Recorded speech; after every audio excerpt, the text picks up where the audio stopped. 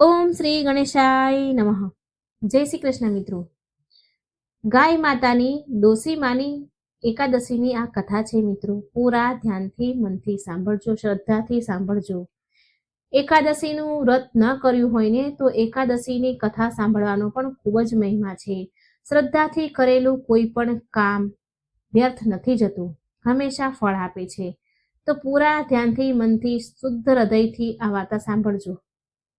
Video સારો લાગે તો લાઈક કરજો, શેર કરજો. ચેનલમાં પહેલી વખત છો તો સબસ્ક્રાઇબ જરૂર કરી દેજો. કોમેન્ટ બોક્સમાં જરૂર જણાવજો મારી વાર્તા તમને કેવી લાગે છે, અને કોમેન્ટ બોક્સમાં એકાદશી માતાનું કે ભગવાનનું કોઈ પણનું નામ જરૂર લખી દેજો.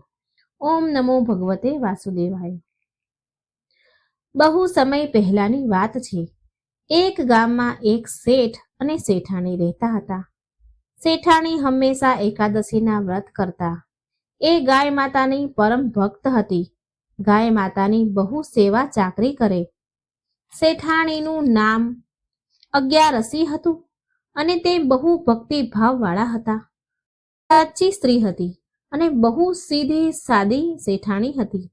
એ સવારે વહેલા ઉઠે અને તેના ઘર આંગણામાં વાસી કચરો વાળે, પછી નાહી ધોઈને રસોઈ બનાવે અને પહેલી રોટલી ગાય માતાને આપે. સૂર્યદેવને જળ અર્પણ કરે, એકાદશીના વ્રત રાખે અને જે પણ તેનાથી થાય એ દાન પુણ્ય કરે તેના સામર્થ્ય અનુસાર. પછી અગિયારસી સવારના કામ કરી ગાય માતા પાસે જઈ તેની સેવા કરતી પૂરા મનથી. ગાયનું છાણ ઉપાડે, છાણા બનાવે, માણની સફાઈ કરે, ગાય માતા બાંધે એ જગ્યાની સફાઈ કરે, પાણી ઘાસ ચારો બધું જ આપે, દૂધ નીકાળે. આમ તે ગાય માતાની બહુ સેવા કરતી હતી. કેમ કે જ્યારે શેઠાણી નાના હતા ત્યારે તેના માતા પિતાને એક લાડકી સંતાન હતી. ત્યારે શેઠાણી એટલે કે અગિયારસી તેની દાદીને ગાયની સેવા ચાકરી કરતા જોતી હતી. તેણે તેની દાદી પાસેથી શીખ્યું હતું કે ઘરમાં પહેલી રોટલી ગાય માટે નીકાળવી જોઈએ, પહેલી રોટલી ગાયને ખવડાવવી જોઈએ. શેઠાણી એટલે કે એ અગિયારસી નાની હતી ત્યારે તેની માં દાદી તેને બૂમ પાડીને કહેતી, અરે અગિયારસી, જા જઈને ગાય માતાને રોટલી ખવડાવી આવ. એટલે અગિયારસી દોડતી દોડતી આવે અને તેની માં અને દાદી પાસેથી રોટલી અને પાણીનો લોટો લે અને ગાય માતાને રોટલી આપી આવે. ગાયની ખૂટ પર પાણી રેડે. આમ આવા સંસ્કાર બાળપણથી જ તેની માં અને દાદી પાસેથી એ શીખી હતી. તેની માતા અને દાદી એકાદશીના વ્રત પણ રાખતા અને ગાય માતાની સાચા મનથી સેવા પણ કરે. અગિયારસી શેઠાણીના પરિવારમાં કોઈ વસ્તુની કમી ન હતી. ધીરે ધીરે આવા સંસ્કાર મેળવતા મોટી થવા લાગી. જેમ જેમ અગિયારસી મોટી થતી હતી તેમ તેમ તેને ગાય માતા પ્રત્યે ભક્તિ વધતી ગઈ. એકાદશીના વ્રત વધતા ગયા. હંમેશા બંને પક્ષની એકાદશીના વ્રત તેની માં અને દાદી સાથે એ કરતી હતી. આ તેની આદત બની ગઈ. હવે અગિયારસી મોટી થઈ એટલે અગિયારસીના પિતાએ તેના માટે યોગ્ય વર શોધવાનું શરૂ કરી દીધું. સમય થતા એના માટે યોગ્ય વર મળી ગયો, સારું ઘર મળી ગયું. તો અગિયારસીના પિતાએ તેના લગ્ન એક યુવક સાથે કરાવી દીધા. તેને પોતાનો વેપાર ધંધો હતો અને એ પણ એક શેઠ હતો. તેના ઘરમાં પણ કોઈ પ્રકારની કમી ન હતી. અગિયારસીના સારા ઘરમાં લગ્ન કરાવી દીધા. લગ્ન બાદ પણ જ્યારે અગિયારસી સાસરે આવી તો ત્યાં પણ પૂજા પાઠ, ગાય પ્રત્યેની ભક્તિ જોઈને અગિયારસીના સાસુ સસરા બહુ ખુશ થતા કે તેને બહુ સુશીલ અને સંસ્કારી વહુ મળી છે. સાસરે આવીને પણ અગિયારસી સવારે વહેલા ઉઠીને આંગણામાં કચરો વાળે, સાસુ સસરાને પગે લાગીને આશીર્વાદ લે અને પછી પક્ષી માટે ચણ નાખે. ઘરે કોઈ ભિક્ષુક આવે તો અગિયારસી તેને બહુ મનથી સેવા કરે, જે પણ બને એ આપે, જે પણ માંગે ભિક્ષામાં એને આપે.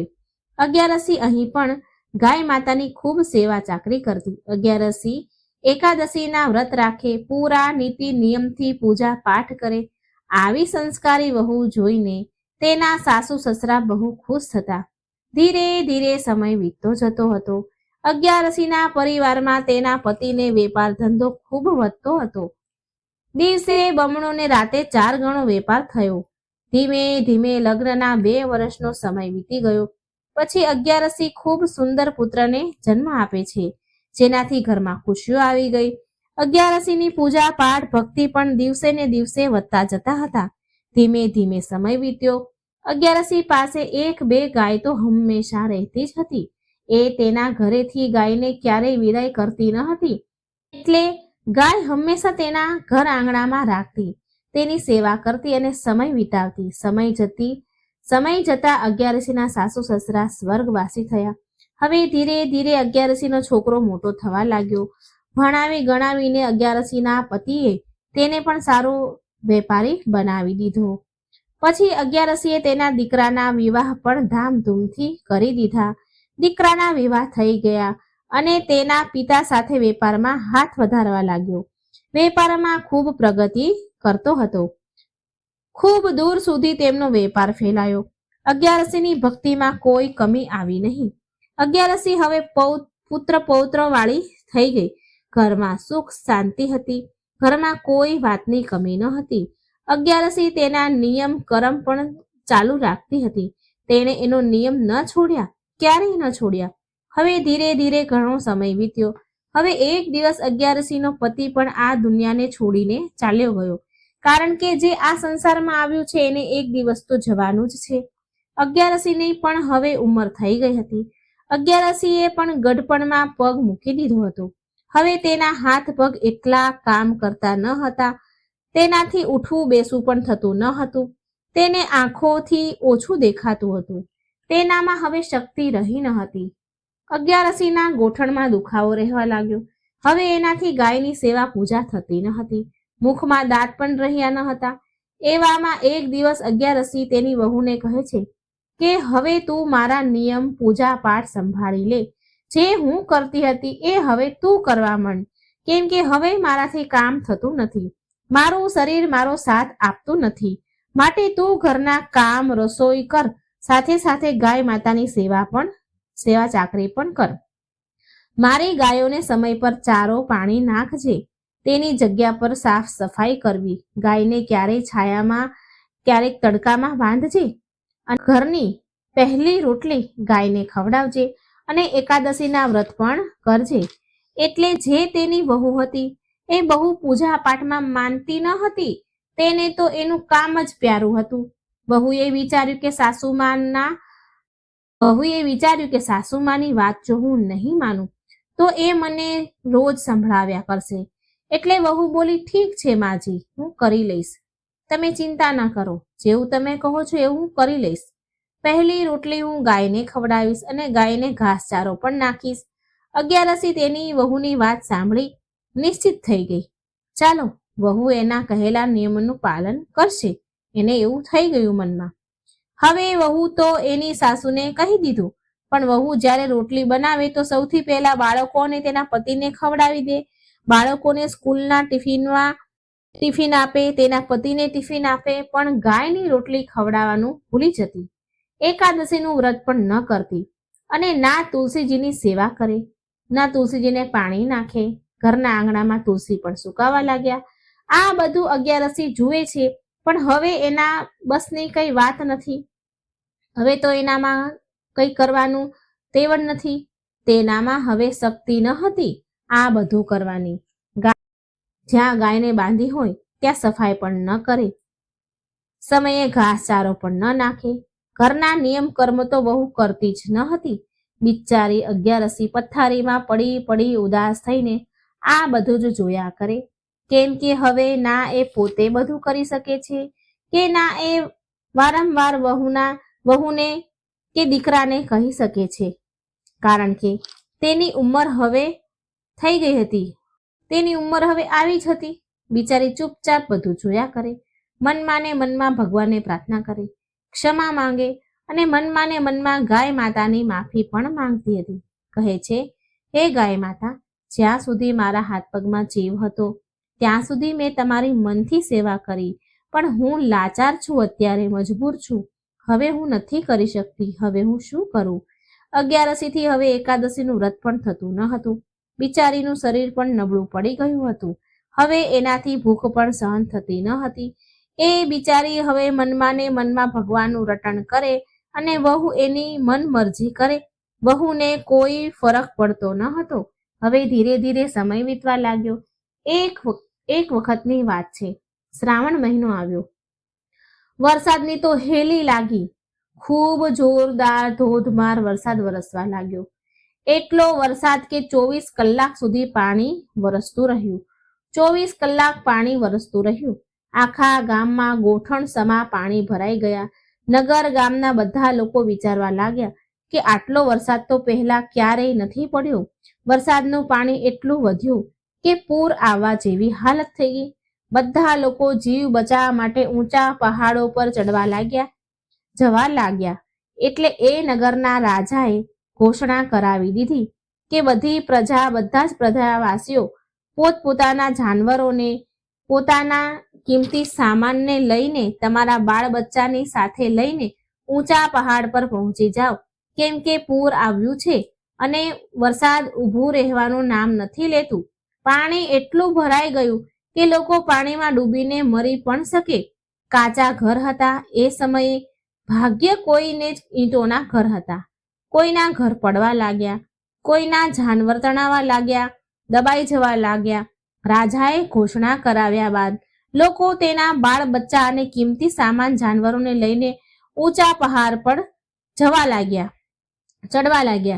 ત્યારે અગિયારસીના દીકરા અને વહુએ પણ તેને ગાયની દોરી છોડી દીધી અને કિંમતી સામાન અને બાળકોને લઈને તેની માને કહેવા લાગ્યા, માં, આખું ગામ પહાડ પર ચડે છે, જઈ રહ્યું છે.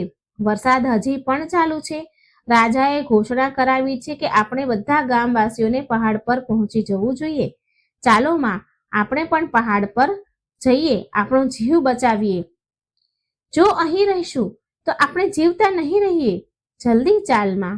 પછી અગિયારસીએ પૂછ્યું કે મારી ગાય માતા ક્યાં છે? એટલે વહુ બોલી કે માં, મેં તો ગાય માતાની દોરી છોડી દીધી છે. હવે તમે જલ્દી કરો. એટલે અગિયારસી બોલી તેના દીકરાને કહે છે કે સાંભળ બેટા, તું તારા બાળક અને તારી પત્નીને લઈને જા અને તારો જીવ બચાવ. મારી ઉંમર હવે પૂરી થવાની છે. સમજી લે, મારી ઉંમર આટલી જ હતી. જો હું બચી ગઈ તો પણ ઠીક છે અને મરી ગઈ તો પણ ઠીક છે. તમે સમજી લેજો કે મારો અંત સમય આવી ગયો હતો. હવે એ દિવસે એકાદશીનો દિવસ હતો. અગિયારસીએ તો એના દીકરા સાથે જવાની ના કહી દીધી. દીકરાએ તો ઘણું સમજાવ્યું કે માં ચાલ, અહીં તું નહીં બચે. બધા લોકો તેના જીવ બચાવવા ઉપાય શોધે છે. પણ અગિયારસી તો માની નહીં. તે બોલી, ના, હું નહીં આવું, તમે બધા જાઓ. અગિયારસી માની નહીં. એટલે વહુ બોલી, ચાલો હવે, જો માજીને નથી આવું તો છોડો, કમસે કમ આપણે અને આપણા છોકરાઓનો તો જીવ બચાવીએ. હવે દીકરો વહુ તેના ઘરનો કિંમતી સામાન લઈને પહાડ પર ચાલ્યા ગયા. ડોસીમાં તો ઘરે જ રહી ગયા. અગિયારસીની ગાય માતા પણ ત્યાં જ આવીને ઊભી રહી ગઈ જ્યાં તેનો ખાટલો હતો. હવે વરસાદના કારણે આખું ગામમાં પાણી ભરાઈ ગયું હતું. ખેતર, ઘર, રાજાનો મહેલ બધું પાણીમાં ડૂબી ગયું. પણ જે અગિયારસીનું જે મકાન હતું તે ભીનું તો થયું પણ પાણીમાં ડૂબ્યું નહીં. અગિયારસી તેના ખાટલામાં 3 દિવસ અને 3 રાત સુધી ગાયનું પૂંછડું પકડીને બેસી રહી. 3 દિવસ પછી વરસાદ રોકાયો અને પાણી ઉતરી ગયું. ત્યારે બધા ગામવાળા અને રાજા બધા જ પહાડ પરથી નીચે ઉતરીને પોતપોતાના ઘરે જવા લાગ્યા. ત્યારે બધાએ જોયું કે ઘણા ઘરો હજી ડૂબેલા હતા, ઘણા ઘરો પડી ગયા હતા, પણ અગિયારસીનું મકાન એમનું એમ હતું, કોરું, અને તે ગાયનું પૂંછડું પકડીને આરામથી સૂઈ રહ્યા હતા એના ખાટલામાં, એના ઘરમાં એક છાંટો પાણી આવ્યું ન હતું. આ બધું જોઈને રાજાને બહુ આશ્ચર્ય થયું. રાજા વિચારે છે કે આટલું બધું પૂર આવ્યું ગામમાં, વરસાદમાં આખું ગામ ડૂબી ગયું, પણ આ અગિયારસી ડોસીમાનું ઘર એમનું એમ રહ્યું. આવું શું થયું હશે? આવો ચમત્કાર. પછી રાજા અને પૂરા ગામવાળા અગિયારસીના દીકરા અને વહુને લઈને તેના ઘરે પહોંચ્યા તો બધા જોઈને આશ્ચર્ય પામ્યા કે અગિયારસી માજી ગાયનું પૂંછડું પકડીને ખાટલામાં શાંતિથી બેઠા હતા. હવે તો બધા જોઈને આશ્ચર્યચકિત થઈ ગયા કેમ કે અગિયારસીના દીકરા વહુ વિચારી રહ્યા હતા કે હવે તો માજી જીવતા નહીં હોય, આટલા પૂરમાં માજી કેમ ના બચ્યા હશે, નહીં જ બચ્યા હોય, આવા વરસાદમાં ભૂખ તરસના કારણે ક્યાં સુધી રહી શક્યા હશે? વૃદ્ધ શરીર હતું, એના શરીરમાં ક્યાં એટલી શક્તિ હતી કે આ બધું સહન કરી શકે? વહુ દીકરાએ પણ આવીને જોયું કે તેમની માં સહી સલામત તેના ખાટલામાં બેઠા છે અને ગાય માતા એની પાસે ઊભા છે. તો એના આશ્ચર્યનો પાર ન રહ્યો. રાજાએ હાથ જોડીને માજીને પૂછ્યું, અરે માજી, આવા વરસાદમાં આખું ગામ ત્યાં સુધી કે મારો મહેલ પણ ડૂબી ગયો, પણ માં તમારું મકાન ન ડૂબ્યું? હે ડોસીમાં, તમારું આ બધું કેવી રીતે બચી ગયું? અગિયારસી માજી બોલ્યા, હે મહારાજ, મને અને મારા ઘરને તો મારા ગૌ માતાએ બચાવ્યું છે. મેં મારી પૂરી ઉંમર એકાદશીના વ્રત કર્યા છે અને ગૌ માતાની સેવા કરી છે. હું આખું જીવન પહેલી રોટલી ગાય માતાને ખવડાવતી હતી. જ્યારથી બાળપણમાં મને સમજ આવી ત્યારથી કે અત્યાર સુધી મારી પહેલી રોટલી મેં ગાયને ખવડાવી છે અને એકાદશીના વ્રત કર્યા છે. હવે મારા હાથ પગમાં શક્તિ નથી રહી અને મારાથી થતું નથી. બસ આનું ફળ મને મારી ગાય માતા અને એકાદશી માતાએ આપ્યું છે. આ ગાય માતાની મેં બાળપણથી સેવા કરી છે. આ સાંભળીને વહુ અને દીકરાએ શરમથી માથું ઝુકાવી દીધું, કેમ કે તેની વહુ ગાય માતાની સેવા કરતી ન હતી. આપણા ધર્મ ગ્રંથોમાં પણ લખ્યું છે કે કોઈ વ્રત કરો કે ન કરો ચાલશે, પણ એકાદશીનું વ્રત તો કરવું જ જોઈએ. અને આપણા હિન્દુ ધર્મમાં ગાયને માતા માનવામાં આવે છે, જેમાં 33 કોટી દેવી દેવતા નિવાસ કરે છે. માટે ગૌ માતાની સેવા એક પરમ ધર્મ બતાવવામાં આવ્યો છે. હવે તો વહુને પણ બહુ શરમ આવી. એ એની સાસુના ચરણોમાં પડીને માફી માંગે છે. કહે છે કે માજી, મને માફ કરી દો. આજથી જેવું તમે કહેશો એવું જ હું કરીશ. હું આજથી એકાદશીનું વ્રત પણ કરીશ, ગાય માતાની સેવા પણ કરીશ અને જે પણ તમે નિયમ ધર્મ પાળતા હતા એ બધા જ કામ ધર્મ નિયમ હું કરીશ. ઘરમાં પૂજા પાઠ કરીશ. રાજાએ ડોસીમાને કહ્યું કે હે માજી, તમે ઘણા ધર્મ પુણ્ય કર્યા છે, જેથી તમને જીવતા જ એનું ફળ મળી ગયું. ડોસીમાએ રાજાને કહ્યું કે મહારાજ, બધા દાન ધર્મનું ફળ તો મૃત્યુ બાદ જ મળે છે, પણ ગાય માતાની સેવાનું ફળ મૃત્યુ બાદ તો મળે જ છે, પણ જીવતા પણ મળે છે. જે લોકો ગાય માતાની સેવા કરે છે એના ઘરમાં ક્યારેય અન્ન ધનની કમી નથી રહેતી. આ સાંભળી રાજાની સાથે જે ગામના લોકો ઊભા હતા તેને પણ આશ્ચર્ય થયું. એ દિવસે એ રાજાએ તેની પૂરી નગરીમાં ઘોષણા કરાવી કે બધાએ ગાયની સેવા કરવી અને એકાદશીના વ્રત પણ કરવા. બધા જ ઘરોમાં પહેલી રોટલી ગાયને ખવડાવી, ગાયની સેવા કરવી, કેમ કે ગાયની સેવાનું ફળ જીવતા અને મૃત્યુ બાદ પણ મળે છે. પછી તો આખું ગામ અને રાજા રાણી એકાદશીનું વ્રત કરવા લાગ્યા. દરેક ઘરમાં ગાય માતા બંધાઈ ગયા અને બધા ગૌ માતાની સેવા ચાકરી કરવા લાગ્યા, જેનાથી એ બધા આજીવન સુખ ભોગવી ને મૃત્યુ બાદ વૈકુંઠમાં એમને વાસ મળ્યો. ગાય માતાનો મહિમા અપરંપાર છે. ગાય માતા અને એકાદશી માતાનો જેટલો મહિમા ગાય એટલો ઓછો છે. હે ગૌ માતા, તમે જેવા અગિયારસી ડોસીમાને ફળ્યા એવા સૌને ફળજો. જેવા તમે એને તાર્યા, તેમને સંકટમાંથી ઉગાર્યા, મુક્તિ અપાવી, એમ જે આ કથા કહે સાંભળે તેની બધી મનોકામના પૂરી કરજો.